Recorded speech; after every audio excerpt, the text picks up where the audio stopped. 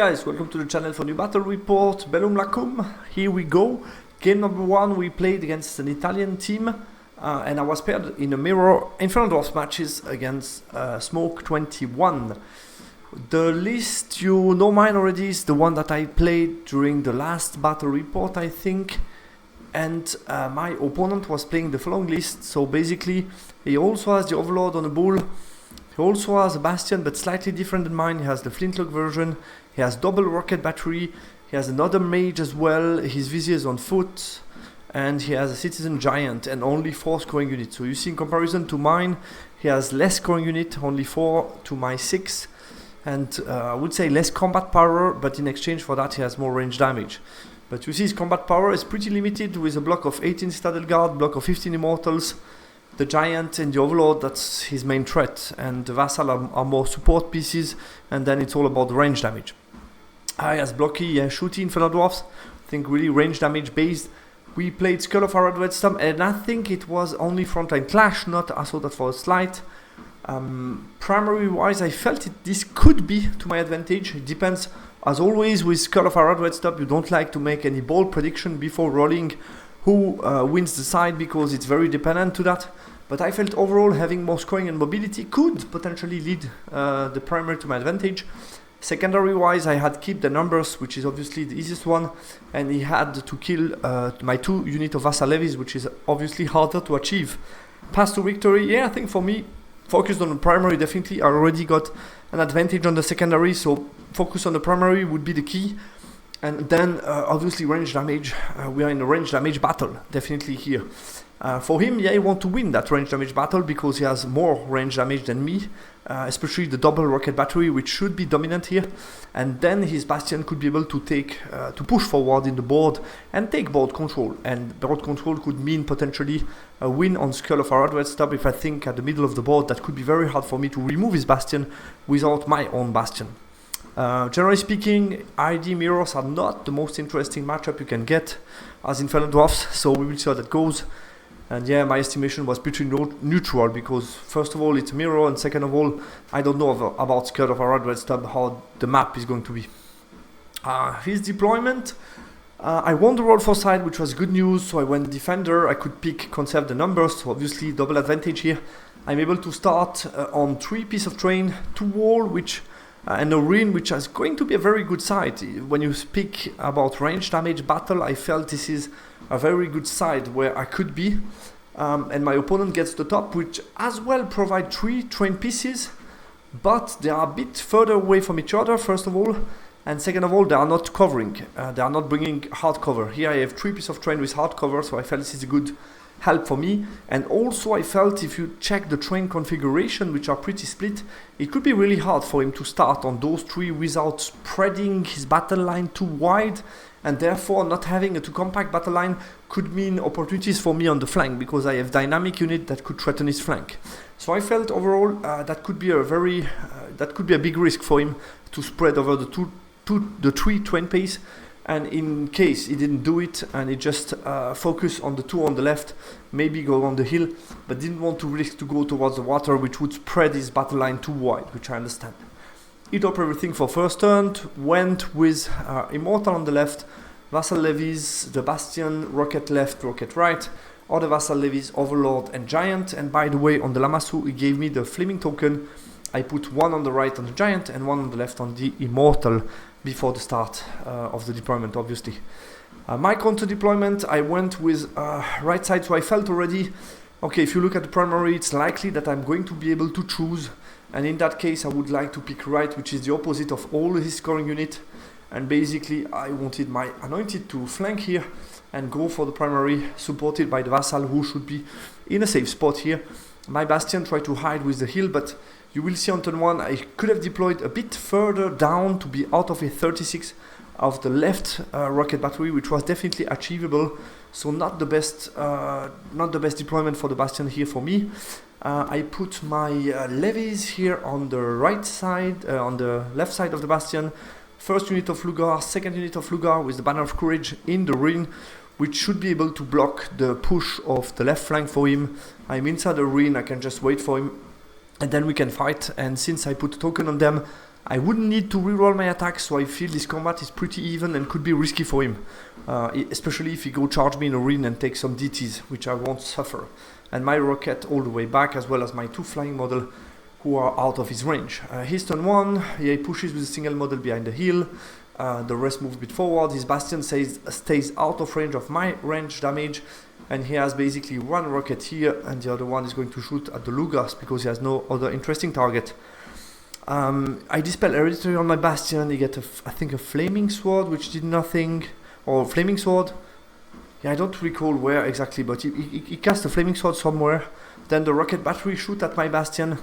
And yeah, I counted with taking maybe 2 wounds. He punished my mistake of deployment on the bastion. You will see the turn after which way I should have deployed. And basically he's able to get 6 wounds off, which is unlikely but could happen. And did happen, so he punished this mistake. My turn 1, yeah, I just reposition my bastion and you can see the change in position is not huge. And I'm out, so completely stupid to have been in range. I wasn't fully concentrated yet.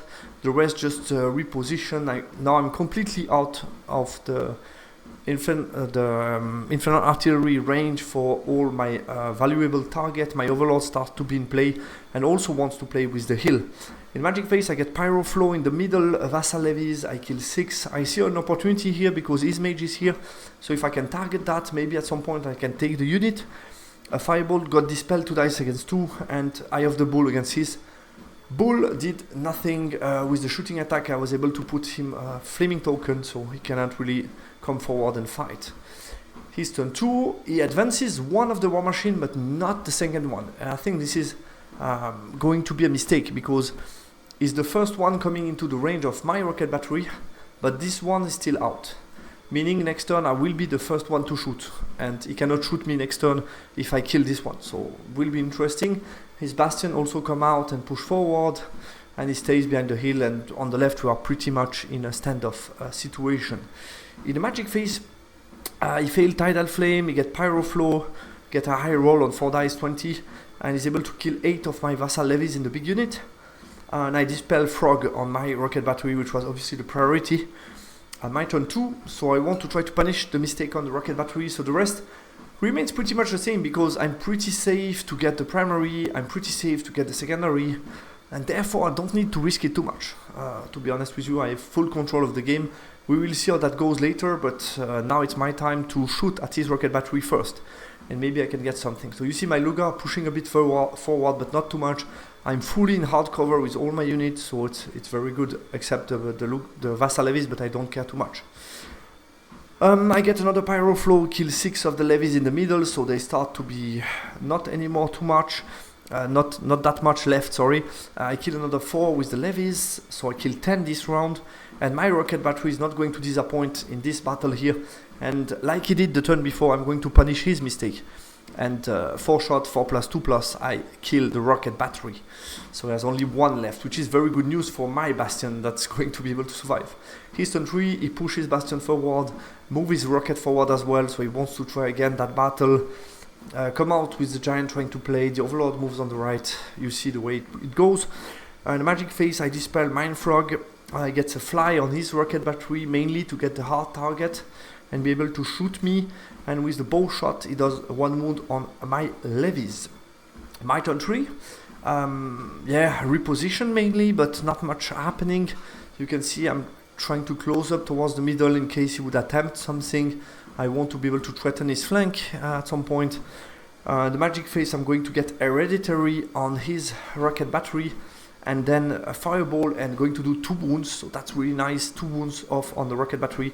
And in the shooting phase, on 5 up 2 plus, I'm killing his rocket battery. So, wow, my rocket is on fire, on fire. I just took down his 2 machines in 1 go each time, so that was unexpected, definitely. His turn 4, yeah, those guys try to escape. His little mage is here. He sent now the bull and the giant to try to play for the right, try to remove my scoring unit from getting that point late on. And they start to push here to shoot at my other unit. Magic Phase, I dispel random move, he gets hard target 1 on his bastion and is able to move forward. And he gets also Mind Frog on my rocket battery, which I didn't like too much, but I couldn't do much about that. And he also gets a token on my bull. My turn 4, I reposition my bull in front of his giant because he has 2 tokens. His overlord doesn't see me, and I get a small line of sight on this guy, so I was thinking I can magic him to death with a breast weapon. If the giant charge me, fine, I have counter charge set up, so I'm not so scared of that. My bastion pushes a bit, but I stay out of his range of flintlock. I don't want to risk losing the bastion on any stupid move. So I'm well into that position. I have some advance in the points, so I don't need to take too unnecessary risk, basically. Magic phase. I get a ward save on my war machine. My thought process was it's unlikely that I kill myself with a ward save at shooting at the bastion. So as R target 1, I would be shooting on 4+. But with a ward save, I'm unlikely to kill myself, and therefore I could shoot instead of not shooting. So I'm going to try that. And then shooting phase, yeah, will not go so good. I will do 4 wounds to myself and 2 wounds to the bastion. So yeah, it wasn't that good of a plan. He obviously dispelled the breast weapon before, and I get token somewhere. Yeah, you see the way it goes. His turn 5, which is going to be unfortunately the final turn. He just moved out with the 2 characters, move a bit back with his bastion. Nothing crazy happening. In the magic, he gets he gets random move on my bull to avoid me charging his vassal, so I'm going to random move that way. I didn't want him to fly and go to safety, so I dispel the fly. And on my turn 5, I'm going to jump with my levy here to cast some magic and kill that guy. And rocket will do, I think, pretty much nothing on his bastion. So I'm not going to take more than that, and that's the end of the game. So we ended up taking 965. So Conjurer, half the Vassal unit, the 2 rockets, I think that's it. And it takes from me half the rocket, and what else? What else did he take? Half the rocket, half the bastion, yeah, that's why. And I take primary, I take secondary, which moves the score towards 16-4. Yeah, quickly, I think the deployment I could have minimized better. It was a range damage game. He made a small mistake by moving his rocket battery first, which I was then lucky enough to kill in 1 turn and punish this mistake. But yeah, I think overall on macro level, the primary was to my advantage from the beginning. And after that, he made some small mistake which cost him point and moved the score from 14 to 16. Yeah, I think there was also the possibility for me to use the Torque Anointed as shield for his rocket. That being said, I think they were helpful on the right flank to protect my right flank from his single model trying to push here and control the primary as well, so I think they were useful in that spot. Bastion was always going to suffer versus his war machine. Yeah, I think that was pretty clear that I would suffer wounds, but his first turn was very deadly. I should have paid more attention basically to the deployment here. I tried to minimize line of sight, but I didn't think too much about the range, and I could have easily been just out for some inches and then force him to move and play on that. So yeah, a bit disappointing.